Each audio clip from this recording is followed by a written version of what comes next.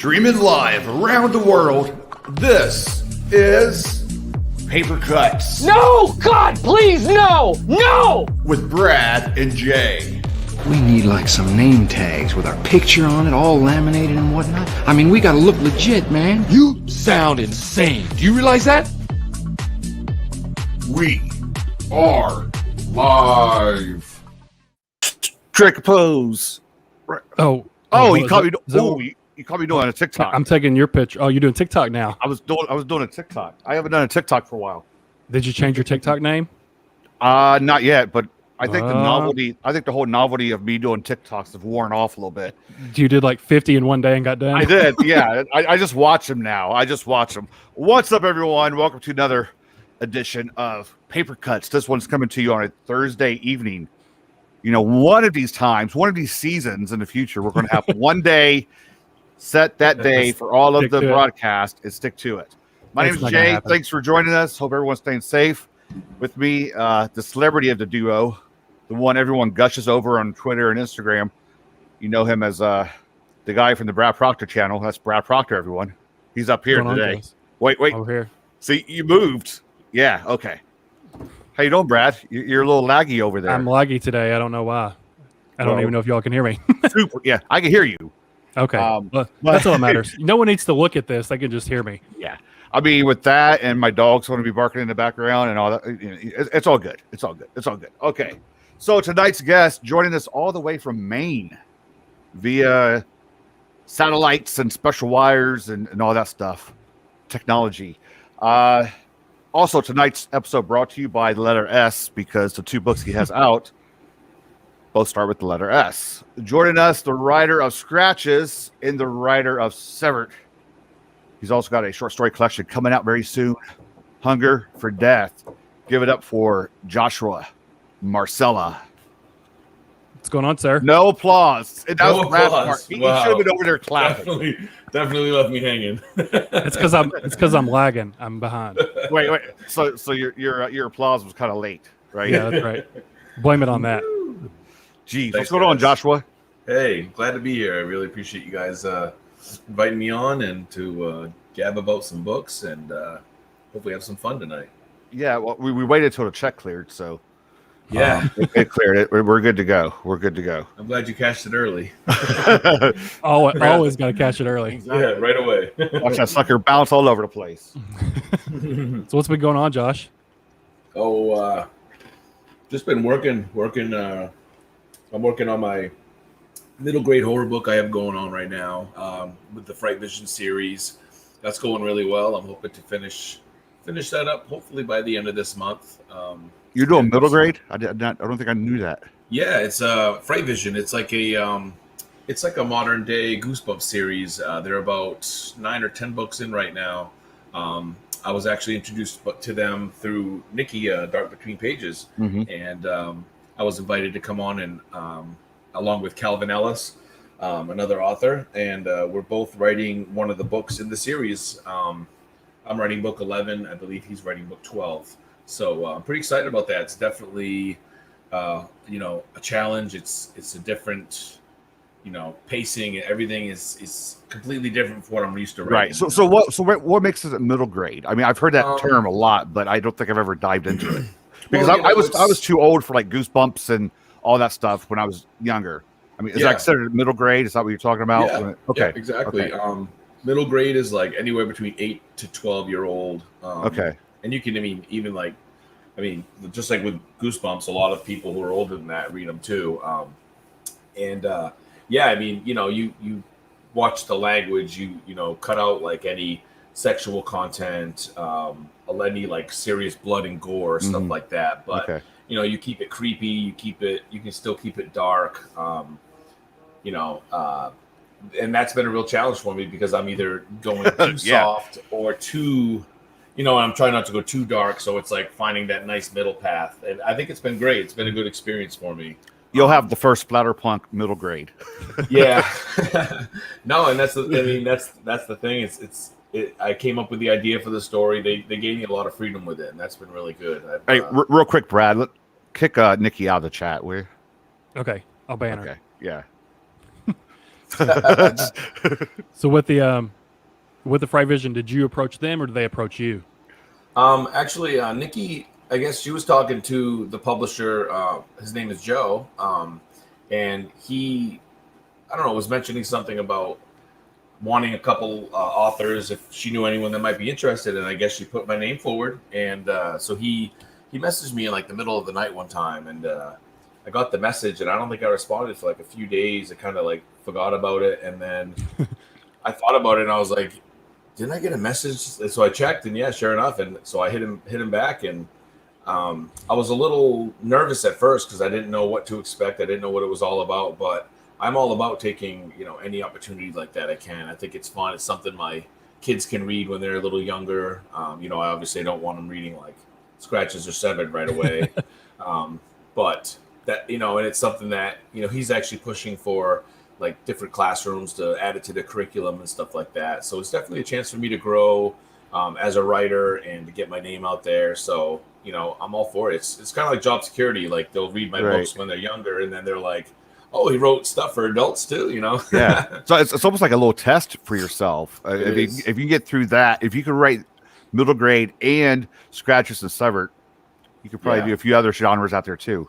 Yeah. Like space erotica or whatever. So that's Jay's favorite genre. I don't know why. I bring it up every episode. That's actually my next project I have going on. Space erotica. Space erotica.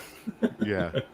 So with did you feel out of your comfort zone sort of writing the middle grade, like trying to hold back and stuff, or has it not been that bad? At first it was a little, it was hard at first, but then I've been sending the first like 3 chapters to the publisher every time I finish one, and then he gave me some feedback, and I was like, I don't know, 13, 12 chapters in, and he gave me some ideas to revise it, and he actually told me I can go creepier, I can add more like spooky stuff to it. So that was kind of like, that was a good thing for me, because I was like, okay, because I didn't know how, I didn't want to go too light, but I didn't want to go too dark. Just don't turn up to 11. Don't do that. Right. Well, he's like, we're at the, the last few books of the series. The kids that have read them all are they've kind of been, built up to this. So you can go a little darker. Like the kids are gonna, they're gonna be ready for it. So, yeah. And I mean, I've kept it. There's no like serious like blood or gore or anything like that. But it's spooky. It's fun. So I'm really excited. I'm glad. It'll be cool to have it on my bookshelf. So what you do is write 2 versions of it: the middle grade version, and then the other version is the adult version for the other fans. Yeah. Same storyline, just one's a little bit more extreme. So you got 2 books right there. What's fun is I actually, to tie my 2 worlds together, I actually made the town the book is set in the same town as Scratches is set in. That's cool. There's also a couple characters from Scratches that tie into the story, and it makes perfect sense. And if you didn't read Scratches, you wouldn't have a clue about it. But if people like read Scratches, then they're like, oh, I want to read everything by this guy. They might catch on to it.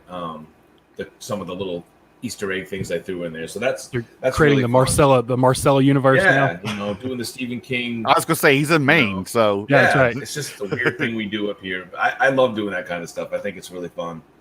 That's one of my favorite things about King is just that all the connections and stuff. I'm a sucker for Easter eggs and this being connected to that and everything. Well, I was going to ask you, are you pissed at Stephen King for doing that in Maine? And you can't be the first one doing it now. So, I mean, we have a lot of authors up here. I mean, we got Glenn Rolfe, Morgan Sylvia, Michael Goodwin. There's a ton of people. Joe Slater. I mean, Maine is just, there's something in the water up here. We have a lot of really, good authors. Glenn was actually one of the first Maine authors I kind of heard of, and he's like 5 minutes away from me. Like there you go. He's one of the first authors that I kind of saw that was established other than Stephen King. And then once I started getting more into the community, I started seeing more and more people that live near me. There's like the whole Poor Writers of Maine. There's a whole plus New England. Like down in Boston, we got Eric LaRocca and Mike Clark is down there, and so yeah. But that whole part of the country, I mean, it's congested, and you guys are so close. I mean, yeah, it's not too hard to get someplace else and have a little writers retreat for just you guys. Yeah, I mean, I've even considered taking on starting a main chapter of the Horror Writers Association, because I think the closest chapter is either Maine or Rhode Island. I'm not sure which is closer. New York or Rhode Island. But I thought it'd be great for to be one in Maine. I'm kind of surprised there isn't one in Maine with how many people are there. I think there was one, and then they kind of like morphed into the horror writers of Maine, which is cool. I just didn't really feel like I fit into that group. It's kind of like cliquey. I'm very new.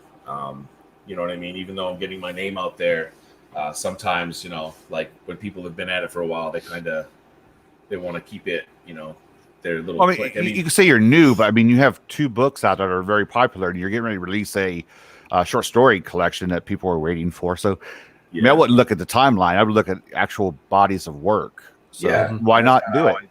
I think of the same thing, and I've considered it. It's just kind of like, do I have the time and energy to contribute to something like that, especially with my 2 young ones? Maybe once they're in school or something, if someone hasn't done it by then, I might consider it. But it's a lot of work. You got to organize, a place for everyone to get together. You got to send out newsletters. And if I was to go through with it and then nobody, shows up, it's kind of like, a waste of my time I could be using for writing. So just meet in your backyard. Book cookout every time. Yeah, make it a potluck. Make people bring the dish. Yeah, that would be pretty fun. Speaking of go ahead. I wanted to touch on the Fright Vision thing real quick. Yeah. Are all the books in that series connected, or are they all standalones like Goosebumps is? Yeah, well, what it is there's the Cursed Coin is book 1, and then there's several books in between. Then there's the Cursed Coin 2, and what it is they're all connected through the Cursed Coin books, and the Cursed Coin books bring you back to square one, which the publisher, his pen name is Culliver Krantz. He writes the Cursed Coin books and kind of keeps it all in the same universe. So what I'm doing is, thank you, Robert. Is a check in the mail for him? Yeah. Let's go wait till after 8:00 for that stuff. So yeah, it's basically like my book is connected to the Cursed Coin books, and it's kind of a complicated situation. I've only read the first one so far, but so that was kind of interesting too, is to tie it in and come up with my own idea, and you know what I mean, and make it my own thing. So if someone wanted to read the book without having read them all, they could. But it's a cool series, and it's like I said, I think there's going to end up being 13 or 14 total by the time it's all done. So yeah, I was just curious if he gave you set parameters, like you have to have, I don't know anything about a vampire in it, or it has to connect to this or whatever it is, or are you getting pretty much free reign as long as it sort of connects to the Cursed Coin? Yeah, me and Calvin and Joe all had a meeting together. We kind of pitched our ideas for the story, and then if he approved of it, we were like, all right, let's get going. And my book is due out first. They were hoping for maybe a September, early October release, which is why I'm really digging in my heels to get this done after doing some revisions. And I really want to crank it out, and so I can get working on the edits for the collection once that's ready to go. And then I'm hoping my next project is going to be, I was going to write book 3 of the Scratches trilogy and finish it off, but I'm kind of itching to get at my first full-length novel, which is going to be a horror western that I originally wrote. Yeah, I wrote the pitch for it for Death's Head Press when they were asking for pitches. I kind of came up with it on the spot, and I kind of changed my mind and thought, well, if I ever did hear from them, that'd be great. Awesome, obviously. But if I never hear from them, I have an idea for a book. I could write it myself, put it out there. Maybe a publisher will pick it up. Now that I'm getting my feet wet with these publishers and getting my name out there more. So yeah, I'm really excited about it. I think it's going to be a cool book. Not necessarily splatter western, but just a western. Just a horror western, yeah. So. But it can still be your own splatter western without being with the whole series that Death's Head Press is doing, because there's other ones out there too. Yeah, and I just mean Parker did one. Yeah, I was gonna say T.C. Parker was pretty much a horror western. So yeah, for most I just part, mean most of it is. Splatterpunk is the real over the top gore with blood spraying, and right. That's not really my style necessarily. Yeah. So when they say splatterpunk, you got to make it extra wet. You got to make it splatter. Extra juicy. Splattery, juicy, you know. And I'm sure there'll be some juice in it, but not. Yeah, They were talking about moist in the comments earlier. Extra moist. Yeah. That probably has to do with the last stream I was on. I was talking about unmoist or something. I can't remember what it was about, but Yeah, you've been That's making your probably it. rounds lately. I've seen you around everywhere. yeah, More He's a than popular us. guy. yeah. He's a I've popular been trying guy. to get out there and like I put out a tweet a while ago just saying if anyone wants to have me on to talk about. I mean, I you'd just probably like have talking these to stories people. done if you weren't doing all these shows.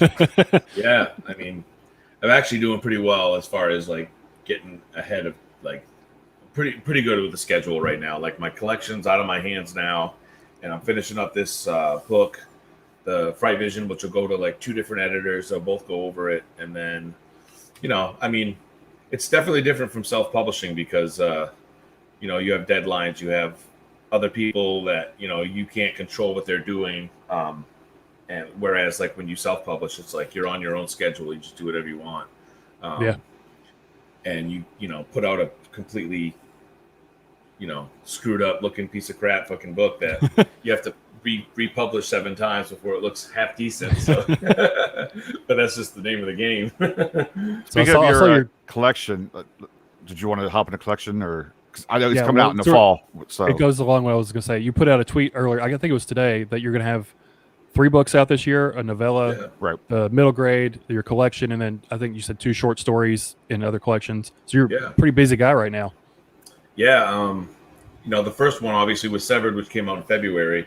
That was like, you know, that I started working on last summer. And I mean, Scratches was written in like a 3-month period. Severed was written, you know, I actually stretched that out, took more time with it, and that's just a part of like growing as a writer and getting more experience. You don't rush things out as fast. You take your time. You write things. You cut things.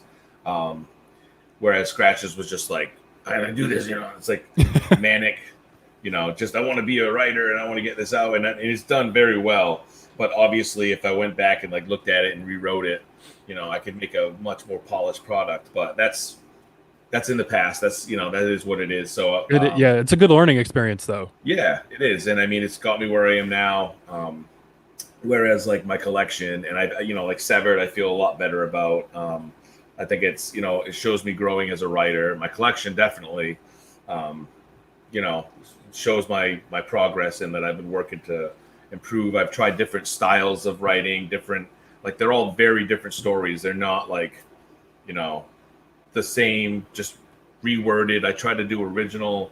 You know, there's UFOs, there's, you know, murder, there's all kinds of different things. I don't want to get too far into it, but and then I also have a story coming out in the Up From the Depths anthology with a bunch of awesome talented writers, which that was a product of when I submitted my stories for consideration to Crimson Creek Press. That was the first short story that I wrote after Scratches was one of the stories I sent over. It's about a ghost ship down in Chesapeake Bay, and it's one of my favorite stories I've written, and really very different from Scratches. And it they actually liked that one so much that they asked me, you know, hey, could we use this in an anthology we're doing? And I've seen that Up From the Depths anthology because it's Francois Valancourt, the Canadian artist who does like some amazing cover work. You see him all over the place.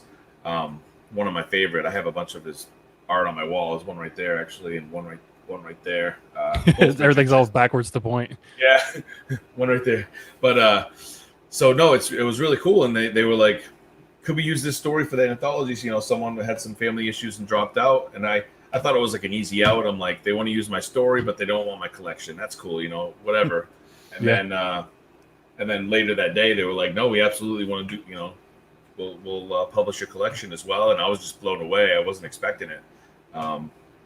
And one other story that I really like is with a small press called, I think, Raw Earth Inc. And it's a one-person team from, I believe it's just one person. She's up in Alaska. And Mark Taus, the Australian author, asked me if I wanted to.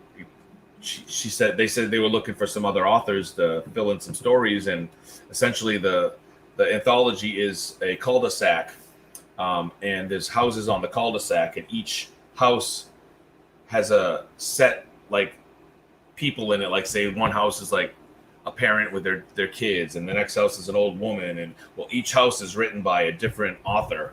That's cool. On this one cul-de-sac, and yeah, mine was about a little old lady who had a dog, and she's like the road was named after her and her husband and whatever. So I had to come up. That was all the information I had, and I had to come up with a story about it. And it's a really fun, crazy story. I don't know where it came from, but I really enjoyed writing it, and so I'm really excited for that one to come out too. I hope people check out that anthology. I only know of me and Mark are the only two that I know of. I haven't heard any other names or anything like that. But And that's with Crimson Creek too, you said? no, that's with Raw, I think. Oh, that's Yeah. right. Okay. So the Ghost Ship story, which is one of my favorites, was with Crimson Creek, and that's actually being forwarded by Ramsey Campbell, like the legend. So That's big. yeah, that's really exciting. I'm pretty excited about that. Do you feel with Scratches Out and Severed Out and with your short story collection coming out, you could take a little bit more time and be a little bit choosier, picky, a little picky and choosy what you release and how fast you release it? Or do you still feel like you need to get stuff out quick so people don't forget about you?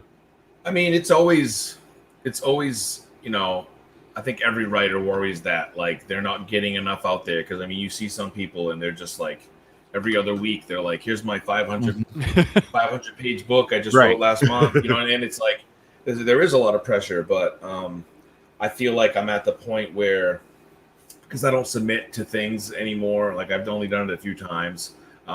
There's a lot of anthologies out there. I don't really submit to any of those. I kind of keep my work to myself and hold on to it.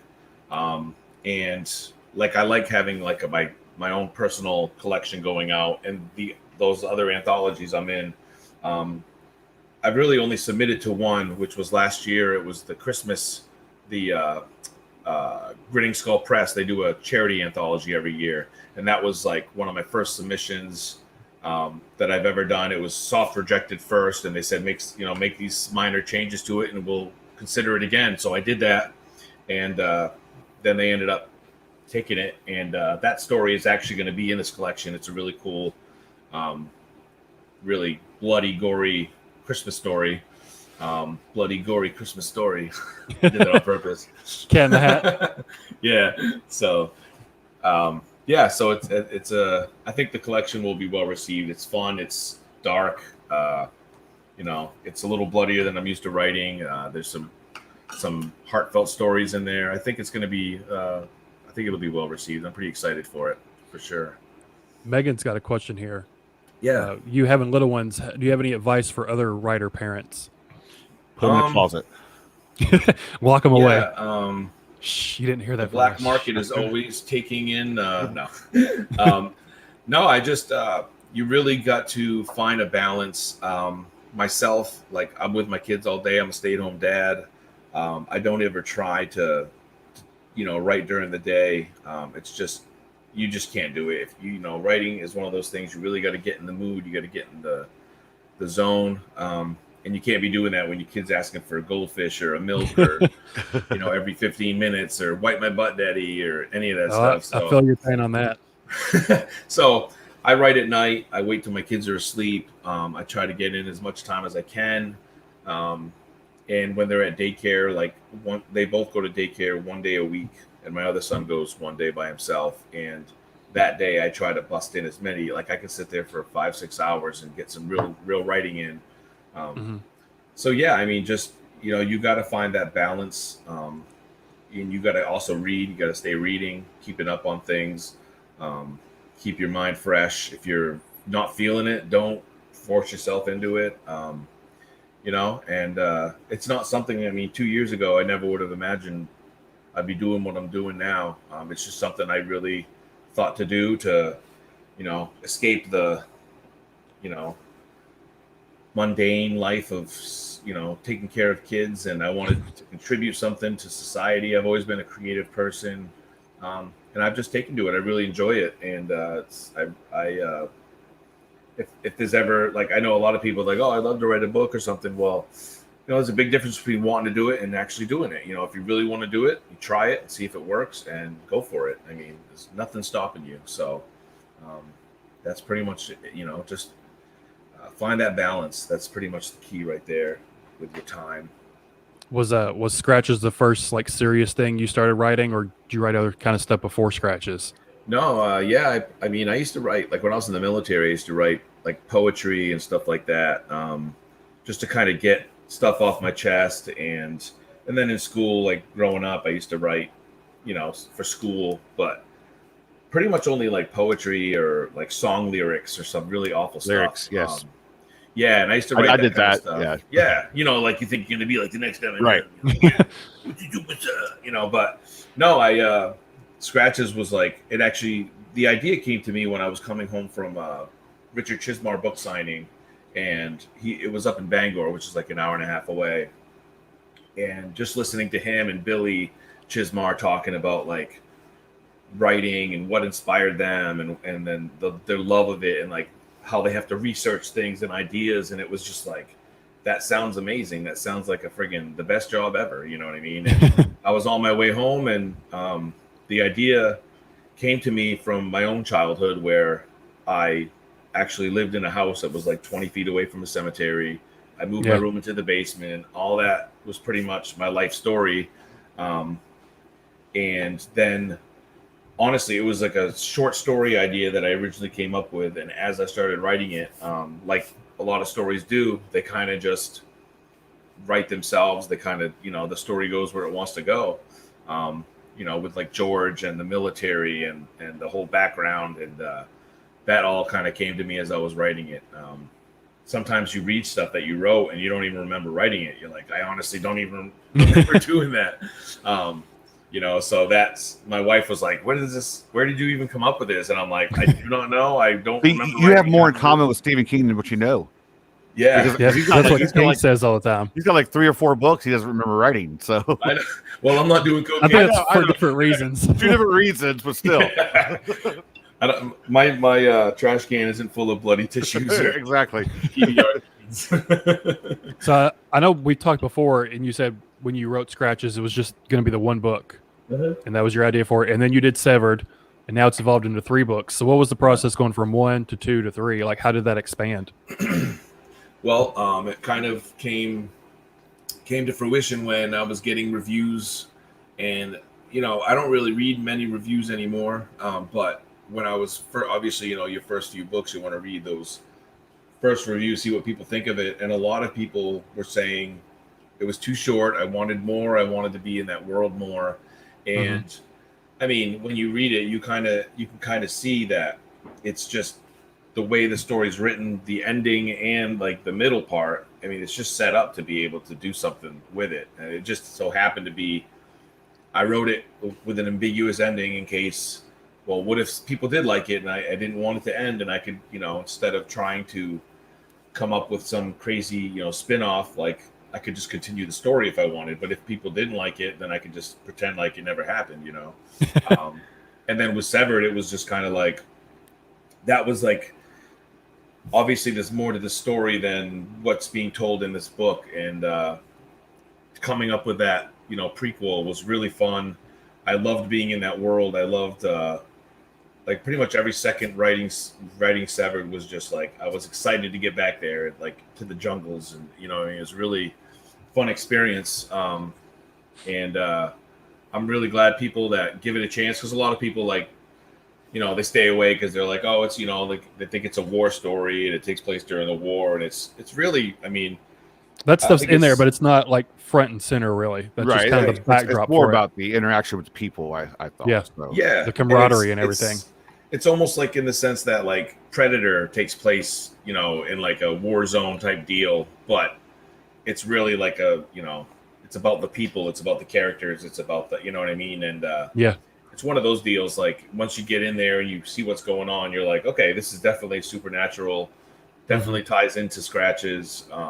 And the biggest honor is when people like, they read Scratches and then they read Severed and they're like, now I'm going to reread Scratches because it's a totally different story to me now. And that's like, I never reread books. I don't have the time. And the fact that people are willing to do that is just like blows my mind. It's like the highest honor. Like Severed as being a prequel, that's one of the only books I can think of that was a prequel that completely changed my opinion on I guess the original book or book one or whatever. Like I was completely saw Scratches in totally different light after reading the prequel, and that doesn't really happen very often. Usually prequels like, oh, you get some backstory or some new characters, but it doesn't really change anything in the previous books or prior books. But Severed really did. So I think that was a cool accomplishment for it did for like me, that. and I can't believe we went a half hour without him bringing it up. But it made me change Scratches too. So But Jay hated Scratches. He took Dude, I'm over it. I said he took it. He just threw it across the room. Look, those videos don't exist anymore because I felt bad. I never officially reviewed it. Just for the record, I never officially reviewed it. But I did say I reached out to him also. It said it's totally a different outlook of it now since I read Severed. So, and I even put that in my video, my Severed video. I even mentioned I was an idiot about Scratches, but well, it was also a personal thing for you. It's subjectively something happens in there that you didn't like. Right. And that's just one of those storylines. I don't care who the author is. It's just when that storyline happens, I'm turned off. Same with the movie. Yeah. When it happens in the movie too, like I don't know how many movies I just was like, okay, forget it. I'm done with it. But when I read Severed and everything came together, it changes it. Yes, and I'm man enough to admit it.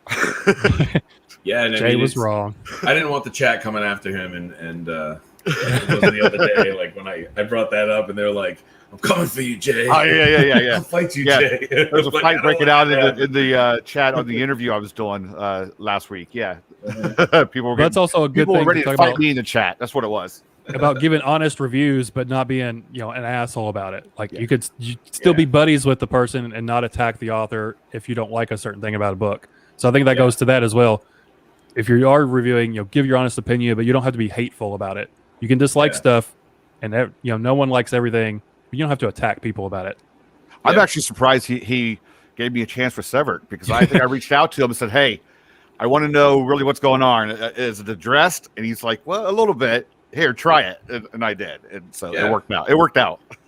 I mean, if you're gonna get in this business, you have to understand not everybody's gonna like your stuff, and if there's 10 people that like your stuff and one person that doesn't, I mean, that's a good great. ratio. Yeah, I mean, that's awesome. I mean, everyone, goes for that. Yeah. Would love to have that. So, definitely no hard feelings. One woman read Severed and gave it a 1 star and said, "Well, I didn't know this certain scene was going to be in it, and I would have liked it if I had known." So she gave it 1 star, and she said, "I love the book otherwise." And then I'm like, "Well, if you had read Scratches, like what I usually recommend, and I should actually put it in the book and say, you definitely should read the first book first because it totally makes it a different experience." But she would have kind of known, it's in the first book. I don't want to give any spoilers away, but right. It's in there. So, and that's kind of, that's also part of you can't guarantee someone's going to read which book first. And you know what I mean? So it is what it is. It's cool. And I don't expect everyone to like it or, you know what I mean? So it's cool. No Brennan, LaFaro's got a question. Was Scratches always going to be a novella length or did you envision it as something longer? Hey, Brennan. No, it was actually supposed to be a short story. It was just my dipping my toes into the writing game to see if I had anything to play with, and my first draft was only 15,000 words, and I'm like, my book is done. I have a book. And then about how many pages does that equate to? That's only 65, 70 pages maybe. Because when someone gives a word count, I cannot ever figure out what that converts to 2 pages or whatever. And I mean, it all depends too, font size and all that kind of stuff. was my original publishing of Scratches was 130 pages, but it was I did the formatting and it was size 12 font and it was big. But then I recently hired Ross Jeffrey to format it to look more like Severed, because Severed was actually when I wrote it up, it was 200 something pages. But when he edited it, when he formatted it, he made it look real nice and tight. It brought it down to 130 pages. So I was it's kind of bummed. So then when he did Scratches to look like Severed, it brought it down to 80 pages. And I'm like, whoa. So, it all depends on formatting and that stuff too. So, but it was originally just a short story. And then I had to Google what is a novella, what is a novel. Like I didn't Yeah, know any. I think there's a Wikipedia page that tells each one somewhere. Yeah, so I looked it up before and too. then everybody will have their own. You do a thing on like Twitter and say how long is a novel, how long is a novella, and every author will say something different. But totally different. generally, it's like 50,000 or more is a like a shorter novel. Anything under like, or they'll say 40,000. I mean, you never know. I mean, it doesn't really matter. I know page wise, I think Beard too. We consider like if it's 150 or less, it's a novella. 150 or more, it's a novel. Somewhere in that. I know that's not the same as word count, but sort of close. And that's actually like for a physical book for me. Like Kindle, sometimes it's different. The page counts are so different on Kindle. Yeah. So, absolutely. So with your short story collection, you shared the other day that the original cover was by Don Noble. Yeah. And then they have the new cover. Who's the artist for the new cover? I can't remember his name. It's Nick. No, his name is Neil. I believe it's Auk, AUCH or Auk. Yeah. He's a photographer, and he does like really amazing macabre. Like he actually goes to like pet stores and gets like dead animals and. He did a Weird Punk book. Yeah. He did the pig one. Mud Ballad. The Mud Ballad. Yeah. Yeah, absolutely. And he's a product of my publisher. They're like, usually Crimson Creek does their own. They have Hollow Creek designs, which they design their own covers and stuff like that. And that's Brian Scott who does all that. Can I share the cover on here? Am I allowed to do that? Oh yeah, please. Okay. Because I want people to show it. Is it different than what I've seen? No, I'm just sure the real one, the picture one.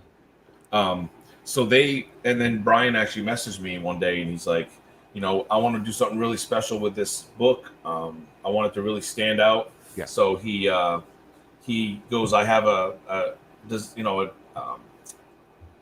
artist in mind, and if you're cool with me reaching out to him, I'll see what we can do. And I said, absolutely. I mean, go for it. I totally trust him. And we actually chose this image because I felt like it fit the theme. That's a gnarly cover. Yeah. Hunger for Death, which actually, to be honest, the original cover I got through Don Noble, it was actually Rooster Republic. They had like a sale last year on all their pre-made covers, and they do some amazing covers. Yeah, they have a whole website of with the prices Don right Noble. here for you. Yeah, he's a good artist too. He is, and it was like the one I originally got was like it was on sale for like $50, and I'm like, this is awesome. So he's like, but now all you got to do is send us the title of your book, and we'll put it on there. And I'm like, I haven't even written it.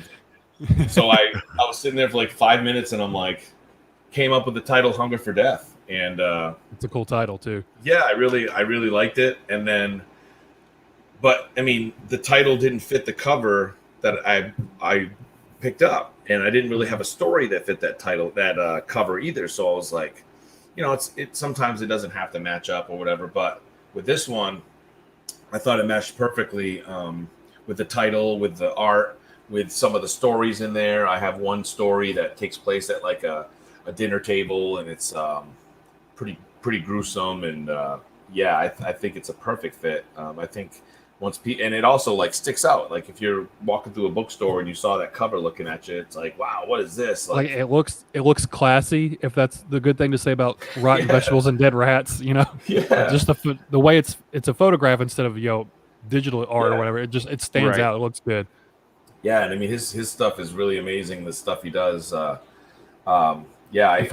those that don't know, like all those props are like real. So those are real dead animals and real leg bone or whatever it is. The baby mice, all that stuff, and he's very like honest about like where he gets his stuff, like either from like a butcher or like pet stores. Like they sell dead rats and live rats to like feed to snakes, and baby mice to feed to snakes. So like, frozen, Oh, that's all that like. That's a J trigger right there, I guess.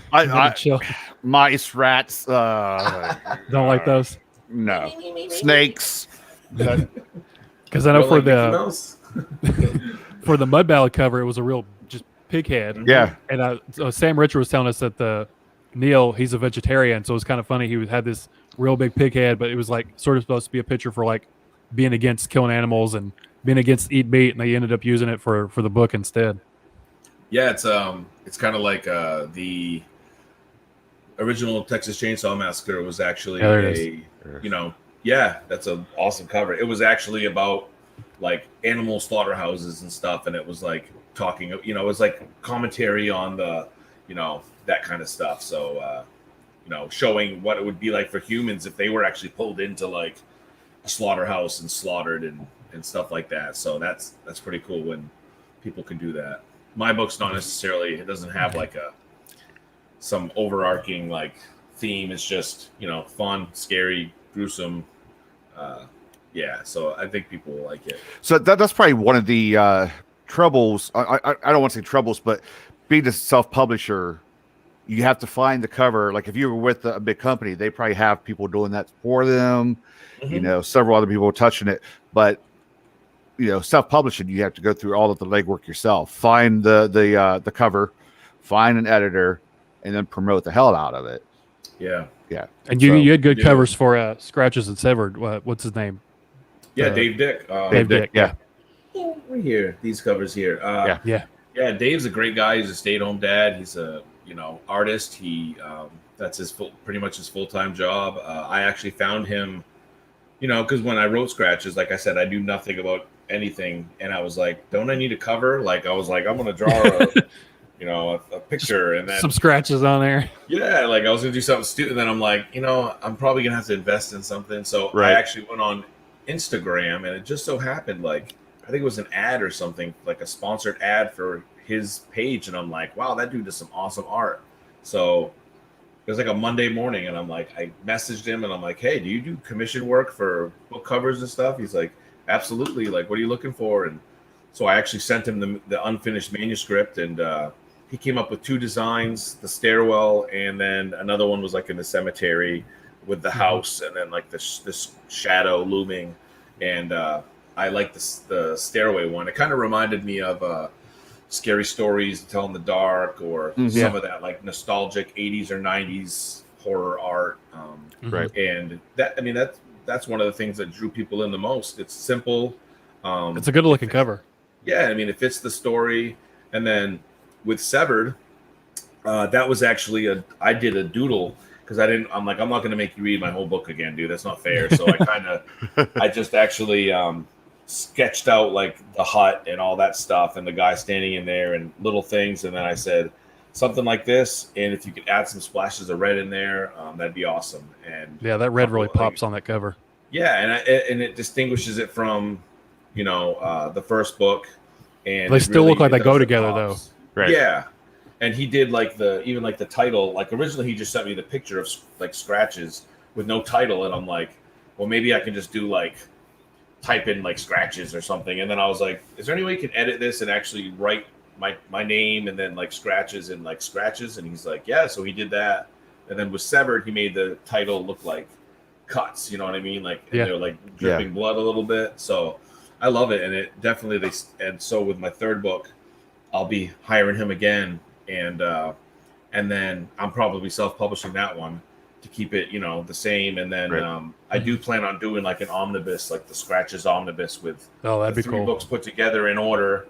And then I'm probably going to have him do one cover for like, one special edition type cover thing, just have it in hardcover for, my 3 mega fans. You just know there are several independent writers out there, and they're like, well, you know what, I'm going to make the cover myself. So they open up Photoshop and they open up Illustrator, and they're like, okay, MS Paint. now what? And they're like, I opened it, I just don't know what to do now. So and you have to worry about getting royalty-free images and all that kind of stuff. It's good to have like Russo Republic and other ones that are floating around that would help out with that. So A. Medina does pre-made covers too. I don't know if it's through a company name, but he does really good pre-made covers as well. You've really looked out with the covers. They've all looked good, even for your collection coming up and everything. Yeah, and Dave's an awesome guy. We've become like friends over the past year. Same with like me and Ross Jeffrey. Who blurbed the back. Him and I have been like friends since before my book was even out. Like he messaged me on Facebook, and we were like, he's like, hey man, if you need anyone to quote your book, and send me the manuscript. I'll check it out. And I'm like, what do you mean quote it? Like, you want me to send you money? Like, I didn't know what he meant. Yeah. He's like, no, blurb it. Like, if I like it, I'll blurb it and write a quote for it. I'm like, oh, okay. If he likes it, that's this the dude catch. trying to get money, swindle money from a new writer. So we've been preying on you. Yeah, and we're kind of like, we're almost like neck and neck with like almost like the same week, because we were both self-published, and then we like the same week we both got picked up by publishers, like almost to the day, and it was like really amazing to see us both growing like that. And I was rooting for his Bram Stoker nomination, and I had to go back and change my covers to say Bram Stoker nominated author, so it looks even better. I'm like, nice. When he wins, I win. Like we're growing together. You take advantage of that Bram Stoker nod he's got. Yeah, man, I got it, and he loves it. He's like, dude, thank you so much. Like you could use that on pretty much every book. Bentley Little did it for Stephen King. Yeah, every Bentley Little book has the same Stephen King blurb he used like 20 years ago on it. So, hey, I would too, man. If he ride that Ross Jeffrey train, Jack Ketchum, I mean, anybody. So 10 years from now, Ross Jeffrey says yada yada yada. Just Ross Jeffrey is my friend. Read my book. So you're talking about your novel. Did you say what it was? What your idea was for it earlier? I can't remember. It's been a long day. The horror novel, you mean? Yes. The horror western. Yeah, that's right. It's a western. I'm sorry. Yeah. So have you started that one yet? Space erotica in space. Yeah. The space hamster erotica. No. No, I just basically came up with a pitch for it, and it's essentially this mining town. These like strangers come into this like mining town and kind of take them hostage, and they're like this weird culty type group, and they basically send them into the mines, and they're mining stuff, and they're trying to get them to find something. The people don't know what they want. Like people are dying, they're starving, and these people are just ruthless. And there's a family of like basically people that are heading west that they're pretty hardcore. They basically get flagged down by like this kid who escapes, and they're gonna come in and try to help these people out. And that's kind of like the basic premise of the story. So I'm really excited. I already have characters in mind, like how they're gonna act, like the family, the people in the town, like the cultish type people. It's going to be hopefully bigger, pretty immersive. So I'm pretty excited for that. Like Severed was a great sampling of writing characters and getting into their mindsets, and I felt really comfortable doing it. So, I mean, with Scratches, it's only like two, three, maybe 4 characters at the most. So it was nice to be able to write, these different personalities, and when people comment on. I really felt for these guys. I felt like when I was reading their dialogue, I knew it was them, and so that was really nice. Speaking of writing with like different characters and different mindsets and stuff like that, what are some of the easiest scenes to write, and what are some of the hardest scenes to write? Do you ever write like just a really bad scene and walk away from it for days, or do you just find it all comes naturally to you? I think it's the hardest part is writing exposition without writing exposition. Like you want to be able to tell the story without that's a quote telling Brad, for writing exposition without writing, but like being able to tell the story, build the world, build these characters without flat out telling you like this is what that dude went through. And actually in Severed, I had about I think it was in chapter 6, there was a whole several like 600 something words where it was strictly exposition, like me just writing about these dudes. And my wife goes, that part really slowed down the whole book. She's like my first reader of anything, so she gives me an idea of what things work. And she's like, that whole chapter kind of slows everything down. And if you could consider like cutting back some of that exposition and whatnot. So I ended up cutting out like 600 words and rewrote it. And then I wrote the ending, which has one of the first death scenes in it, which is one of probably my better death scenes that I've written. That was tough because you got to find a way to tell, build the world, build these characters, and I try to do it through dialogue and stuff, but to be able to do it and make people get to know these people and care for without these coming out people. saying this is how you should feel about it. Yeah. There's a line there because I've seen it both ways, and I've seen it where the writer's telling us too much on how to feel, and it takes away from it. Absolutely. It go the other route where through dialogue and through description you create your own feeling about that character, which is much better in my opinion. So You got to show and not tell. Yeah, and that's something that takes a lot of practice. That's definitely difficult for me. But it was fun because like sometimes the banter, like a lot of people comment on the banter between these guys, and that's very authentic. Like when I was in the Army, I mean, we could be in the middle of some shit and we're just still like giving each other shit about stuff, Busting each other's balls. Yeah, and it's fun. That's just a way to stay sane over there in the shit. And but it's also a way for me to kind of use these characters. Like, can they handle a joke? Do they, like when they mentioned one of the guys' like fiance's back home, like she's probably already pregnant, dude. That's a way to like tell a little bit of his story without being like, there were some cuts there. Yeah. This dude's getting married, it was a fun way to tell it flows the story. and it's more natural than so and so making people goofy, doing something goofy, but also they have a big heart, and they so that was fun. But that's the hardest part for me is the exposition part. Do you feel like you've grown and gotten better at that since Scratches as you've gone along? Severed was a big like, I could tell immediately when I was writing it, like, and it's funny because even though you write it, you can kind of tell, like, when you're getting better at something, and you don't like toot your own horn, but you're like, that sounds really good, like that, that sounds way better. Like sometimes, especially when I did the first like edits of I'm in you paper cuts. When I did the first edits for Scratches, I reread some of the sentences and I'm like, what the hell does that even mean? Like, what am I doing here? Like, what is this word salad, And that's why I mentioned, like, I could go back and rewrite that book 10 times and still not be happy with it. But, it is what it is. But yeah, you definitely, you make scenes, you can tell as you get writing more and more. And like with my collection, I can tell I've grown a lot. And, instead of, there's a lot of sometimes use a lot of words like use like and the and stuff like that. You cut out though, like I seriously cut out, like, because Jeffrey mentioned, like, just so you know, you use the word and like 757 times in Scratches. So I literally searched for and or the and went through and just cut out like 100, 200 of them, and I'm like, yeah, he's definitely right. I sent him just a little short story I was working on, like 6 pages a while back, and he was like, sorry, I had to edit it because that's just what I do. And he was like on this page alone, you used the guy's name several times, and he showed me the picture of it, and it's so much red all over the place. I'm like, thanks, Fred. I appreciate it.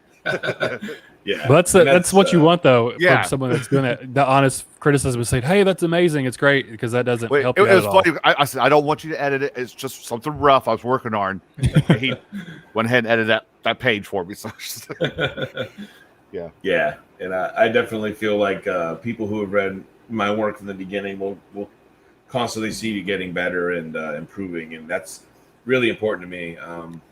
I definitely want people to know I take this seriously. The Scratches was just like getting out there and trying something new, and I didn't know, just excited to be doing it, right? Yeah, he was just excited to be doing this thing, and the fact that it's taken off so much, and people really enjoyed it, and people were anxious for another book, like, just blew my mind. I was not expecting it. I'm not sure what's going on, but in the chat, several people's saying kids we're putting their fall kids to to sleep. sleep. Yeah, so I say we play a game now that the kids are asleep. So yeah, absolutely. Is it our soothing voices, or are we just that boring that all the kids are falling asleep? Yeah. So you want to play a game? All right. Josh doesn't even know what the game is. Josh doesn't even know. So am I going against him with this, or did we decide? We'll let Josh answer, and if strip poker. Yeah. But we're starting out nude, so Gonna take pieces of flesh off. Yeah, there you go. That'd be a good short story. Oh yeah, it's never pants. I know, never pants. Yeah. I get home from work before I move into the door. See, I work from home, so I don't have pants on at all ever. We don't need to hear all that, Brad. No, I'll just stand up. No, I'll stay down. Push forward. Come on. So we're gonna play a game. It's called Quote the King. Quote the King. Jay loves. This is why we have no Jay budget. loves the videos. Okay? Quote the This is why we can't buy like new books because we blow it on little. Okay, go for it. It makes Jay cringe every single one of those little videos. It doesn't. I love them. It's funny. I They're like so that. cheesy. Oh, you're in Maine, but you're also a big Stephen King fan. I've seen your pictures of your Stephen King collection, which I'm kind of jealous of. You got some good stuff. My shrine. So I think I've got 10 or 11 Stephen King quotes, and I want you to guess and see if you can figure out which book it's from. Okay. And I'll let you guess first. If you don't get it, we'll let Jay guess. I've read maybe 10. I have the whole collection, but maybe I've read 10. So the first one's really easy to get our feet wet. The man in black fled across the desert, and the gunslinger followed.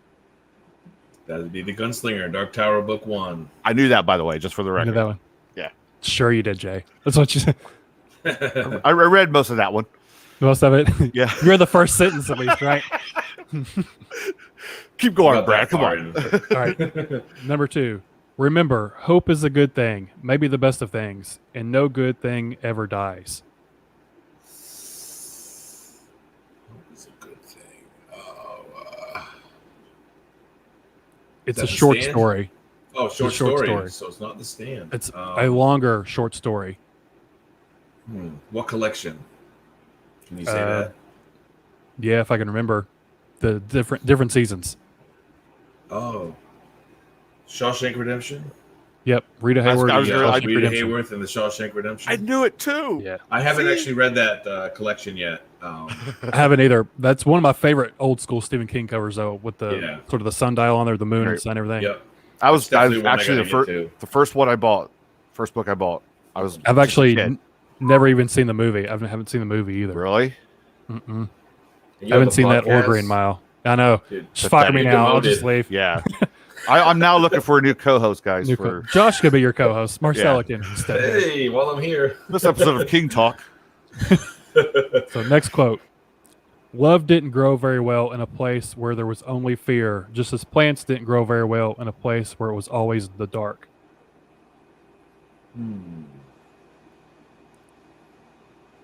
These are good. These are good. It's one of his longer pieces.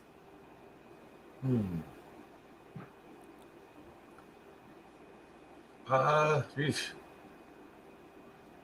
It's The Stand? The Stand. I don't know. Is it? Yep. Nice. Okay. I have read that. I read the Unabridged. It was just years ago when I read it. So there were some really nice quotes in that one. I remember a couple that really stuck with me. Yeah. Definitely. I'm about 400 or 500 pages into it. It's my first time. I'm reading the extended uncut or whatever it is. Yeah. I mean, if you're going to read it, you may as well go for the 1,200 full pages. Monty. Yeah. Daniel Barnett, he is so against that one. He loves the original one. Just I guess the stripped down I mean, version. there's a lot of fluff, but I mean, if you're going to invest that much time, I mean, you may as well go for it. It's like 500 extra words or something. I mean, pages. 500 extra words. That's it. Yeah. That's it. That's a sneeze. That's a sneeze in the Stephen King book. 500 words explaining the sneeze. Yeah, exactly. Someone's shoe. Next one. Sometimes human places create inhuman monsters. Man, this could be like in any book. I know. Yeah. I don't know why I'm looking at my collection. Like I could tell. Yeah, right. This one I'm like- centers. I keep looking over here like, okay, I think it's This one centers around a specific location, like really heavily for the book. Sometimes human places create inhuman monsters. Salem's Lot? Mm-mm. No? All right, Jay's turn. Go for it, buddy. The Shining. The Shining. Oh, yeah, Nice. okay. Red. You got your shirt on. Red rum. Yep. I did read that one. That was years ago, too. That's a good one. Yep, I liked it. Yeah, Time- sometimes these quotes could really be for any book. So it's I know. like, which one is this? I think he released a book of just quotes. Probably. Yeah, absolutely. So next one. Time takes it all, whether you want it to or not.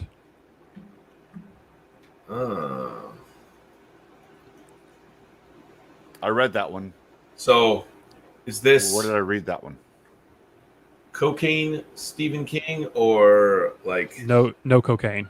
No cocaine? I don't believe so. It was Okay. maybe towards the end of cocaine. Oh. Can you repeat that one?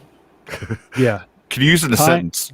Can you, time takes it all, whether you want it to or not. look at the-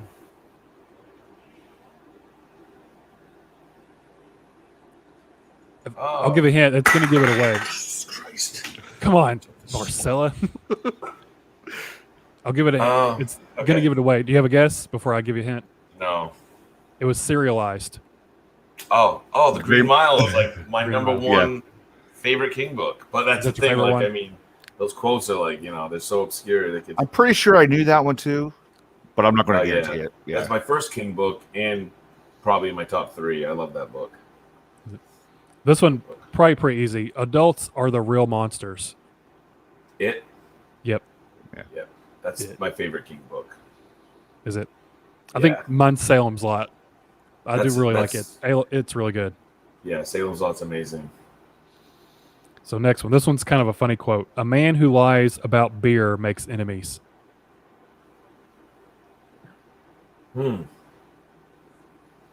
This is the early King. Early King? Mhm. I have no idea about that one. Jay, do you got anything? How early? Like Carrie early, Shining early, Around Salem's Lot first- early. Yeah, just keep going. It's Dead his first- Zone? No. later than that. Cujo. Oh, It's another animal book. Cycle of the Werewolf? Mm-mm. No. Animal book. It's Hold got on, a I'll get typo. It's got a typo in the title. Oh, Pet Cemetery. Pet That's right. Cemetery. Jeez. I guess he's talking That's- to Crandall about that. Beer makes it. Yeah, that makes Yeah. sense. Definitely makes sense. Porch conversation. How did I forget that? Wisconsin. That's I don't know how I forgot that. The other animal book. Let's see. The next one. The devil's voice is sweet to hear. This was 90s King. 90s King. Early 90s. Needful Things? Yep. All right. I only remember because I read that one recently. I did the audiobook. Is that one pretty good? I haven't read that one yet. It's good, but it's definitely like it's like Insomnia. It's long and Got a lot of fluff But- in it. yeah, but it's definitely. I mean, it's a fun story for sure. For sure. Next up. If you don't control your temper will control you. This is 2000s King. Late 2000s.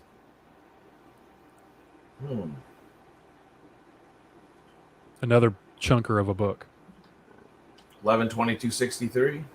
Mm-mm. No, Under It the was dome. also Under the Dome. Yep. Under the Dome. I haven't read that one yet, so I wouldn't know. I haven't either. I've heard the show was not good at all. The first season was not too bad, and then Yeah. I don't know what happened. Like they changed directions totally after Did they? that. So Now, I got two more. Okay. A secret needs two faces to bounce between. A secret needs to see itself in another pair of eyes. It's early King.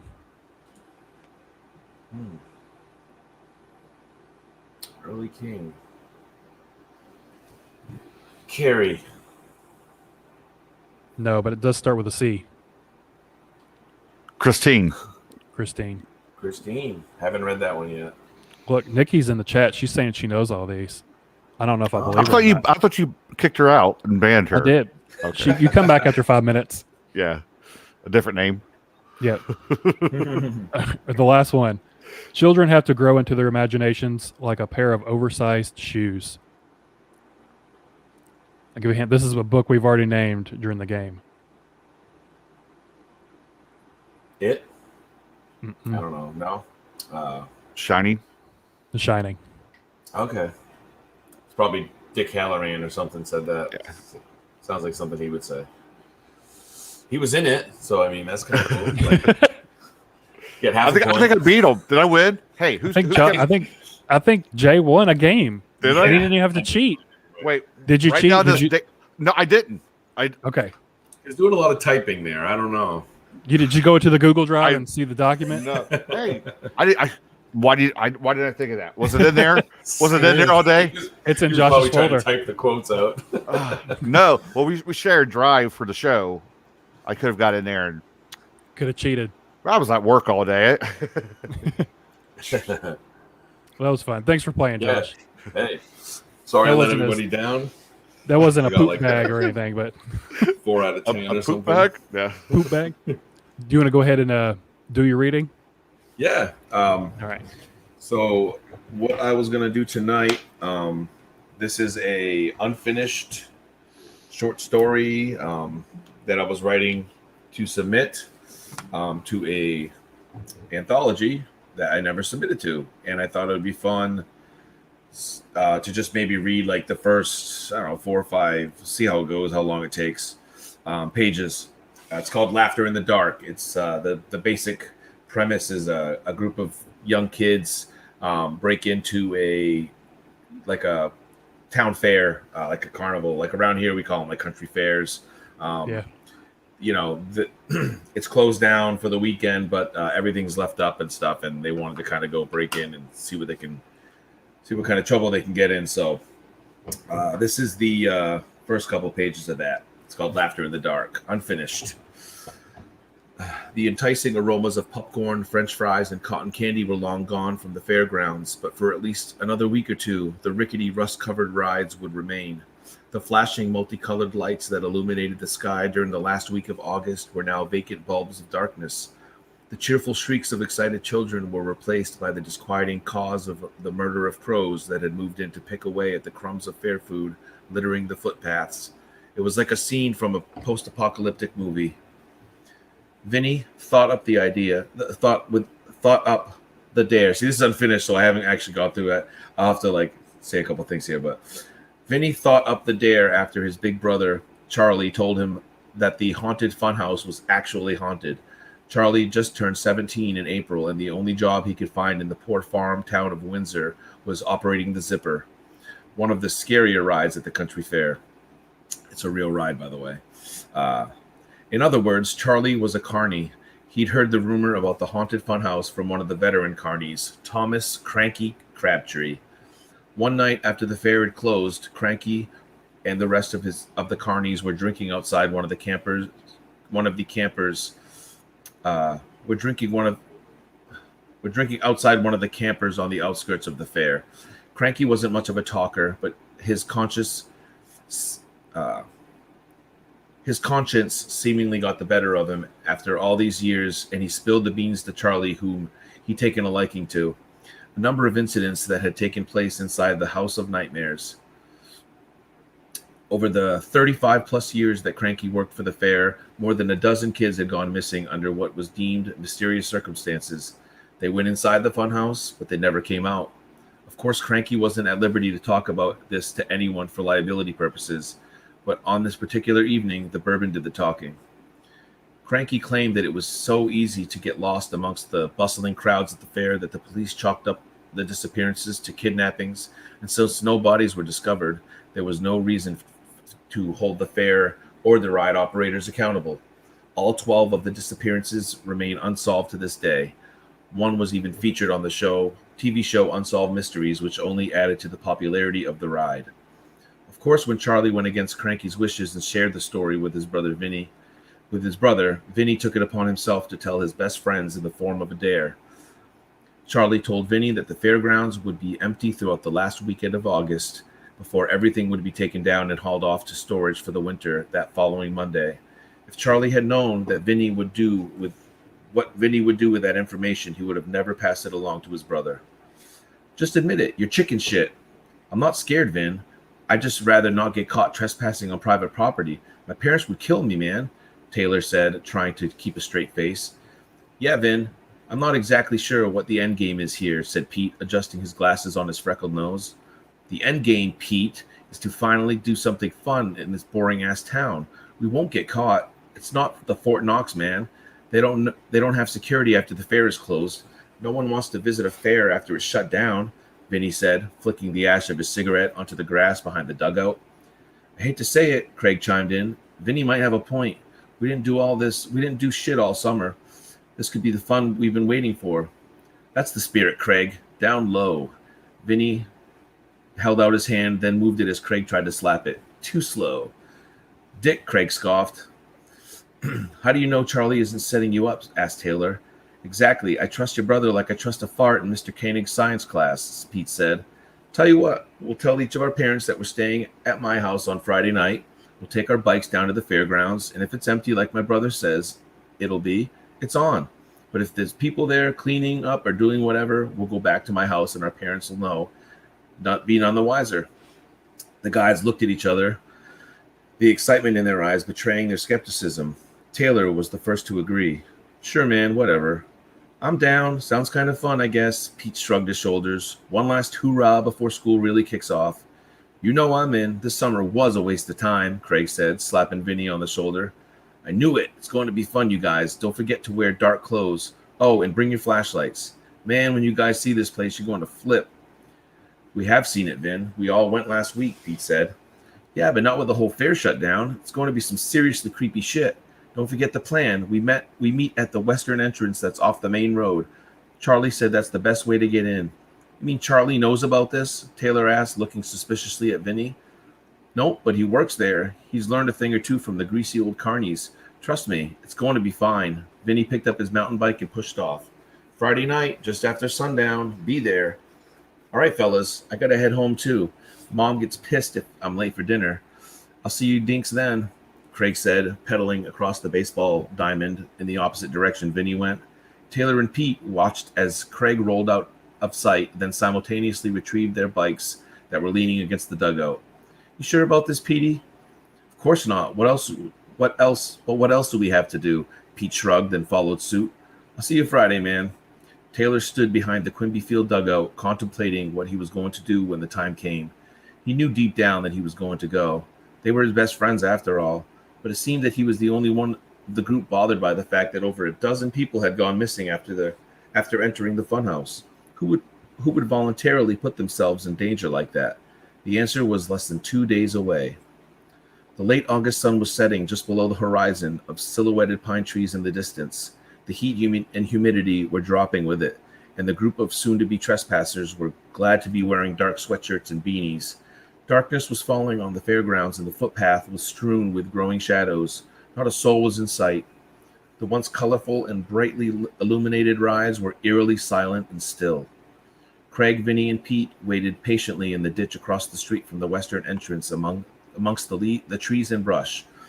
Vinny, who was peering up from the bushes, could see Taylor making his way along the main road parallel with the tall chain-link fence that separated the street from the fairgrounds. He was just a dark shape, and Vinny was grateful Taylor was smart enough not to use his flashlight yet. Taylor pedaled his way up to the side street of the western entrance, temporarily elated to see no one was around, thinking he was off the hook until he noticed the bobbing flashlights coming from across the street. A sweeping sense of dread assured him he would not be let off the hook that easily as he crossed the street enthusiastically. About time, Vinny scoffed. I was beginning to think you chickened out. Calm down, man. I live further away than all of you guys. I got here as soon as I could. It's all good, man. Come on down and ditch the wheels. Get it? Ditch? Craig said, laughing at his own pun. You've been preparing to say that this whole time, haven't you? Pete asked. I knew you were way too quiet. All right, guys, this is it. Are you ready? Asked Vinny. I still don't know what it is. Taylor still wasn't fully convinced that the whole scheme was worth his time. What do you mean? We're going to check out the fair, duh, said Vinny, matter-of-factly. I'm not sure if you noticed, but everything is shut down. There's nothing to do in there, Pete said. Yeah, Vin, I kind of agree with these guys. It sounded fun at first, but Craig was finally falling in line with the other two when Vinny cut him off. Oh no, not you too, Craig. You guys don't trust me. Come on, it's going to be fun. I promise. Enough chit-chat, ladies. Let's go have some fun. As Charlie had said, the gates did not have barbed wire atop of them, making for an easy up and over for the 4 teens. This was it. They were officially breaking and entering. It's funny how a simple chain-link fence was all that separated 4 young men from being law-abiding citizens and criminals. Okay, follow me, Vinny said in a low voice, crossing the path towards an empty, fresh-squeezed lemonade stand. We're going to cut in between these stands and ride so we're out of sight. Watch out for the extension cord, Vinny said a moment too late as Pete's sneaker caught up on a thick extension cord, sending him to the ground. I'm good. Passing through the vacant fairgrounds, the guys could kind of appreciate what Vinny had in mind. The place was creepy as hell. The shuttered trailers all gave off an eerie vibe that was impossible to ignore in the darkness. They never mentioned it, but all four of them had the uncomfortable feeling that they were being watched from the darkness. They trekked past the base of the Ferris wheel, then the Italian sausage trailer, before coming across the row of carnival game stands. Footprints, scuff marks littered the paths from days prior when the fair was hopping. Their flashlight beams pointing in this direction and that. Although each of the stands were shuttered, the outside walls were painted with colorful characters, including creepy clowns, teddy bears, hobos, odd creatures, and other strange images that during the day could have easily been passed off as silliness. Each of the guys found their attention drawn to the different paths throughout the dark as they explored. Taylor found himself looking inside each of the empty rides, terrified of the thought that some unseen entity was sitting in the empty carriages of the Ferris wheel or the zipper watching them break the law. Pete kept checking in between the rides and stands, afraid that some crazed child molester or leper was bound to jump out at them and drag them into the darkness. Craig mostly just followed behind Vinny, who was only focused on one thing, finding the funhouse. There. I'll call that good. It's like 7 pages in. Nice. Yeah. That sort of gives me vibes of Something Wicked This Way Comes, going to the fair and stuff. Oh yeah, I think I just got that one recently. I haven't read it yet, but I've heard a lot of people say it's a good like end of summer or fall read. Oh yeah. Yeah, so I think that was my first Bradbury. I really enjoyed it. Yeah. I like the back and forth between the kids in that too. That was fun. Yeah. Some good dialogue. Yeah, thanks, man. What was the character's name? Cranky? Yeah, that's Charlie Cranky Crabtree. Cranky Crabtree is his name, yeah. Okay. Thomas Cranky Crabtree. Cranky old man. And, a lot of that's based off of like Quimby Field. That's a real place. Windsor is a real town, not too far from me.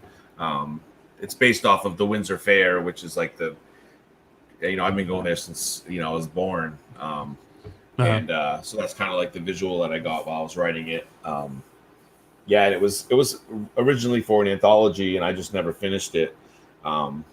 So it was kind of bummed, but I do want to finish it and either submit it to something or use it for my next collection or something like that. It's a fun story. I think where it's going to go, I think people will be surprised. And it was fun writing for the different kids and stuff like that, kind of going back and forth. It sort of felt like the back and forth when severed as well. So you got the back and forth camaraderie stuff going down pretty good. Yeah, and it's it's a good way to like I said, build exposition, tell a little bit about the people without literally sitting there and being like this dude's a punk. You have a start for your next collection, so yeah. So exactly, and I really enjoy writing it. I'd like to finish it sometime soon. Maybe once I finish Fright Vision, I'll be able to jump into that and finish that up. So hope that was. Hope you all like that. Is it easier for you to write a short story or a novella? Do you have a preference to do either one, or no preference? Or is it the same either way? Yeah, I mean it's the same. It's fun writing short stories. They're tight. They're quick little things. Sometimes, you put just as much energy into them. I don't like to waste my energy and waste my time. So if I'm writing something, I try to fill it out, make the characters filled out, and make it just as enjoyable as any other full-length story. And if you leave people wanting more, that's always a good thing. Sometimes, like with King, he wrote like Salem's Law, and then he wrote Jerusalem's Law, and then he wrote one more for the road or something like that. Yeah, so something like that. Yeah, you're able to grow those books into short stories if you want to, and I love stuff like that. I think that's really fun. Similar with like Ross Jeffrey, like he wrote Juniper and then Tome, and there's little Easter eggs for each book's in there. And then he's writing his third book right now. I love stuff like that. I think it's fun. I think readers like that kind of stuff. I mean, I'm a reader, and I love seeing little shout outs to other books or stories that I've read. It's really it's enjoyable. I think your book got a shout out. I was gonna say you got a little shout out in Tome, didn't you? Yeah, which surprised me. He definitely. Me and Laurel Hightower both got Crossroads in the library.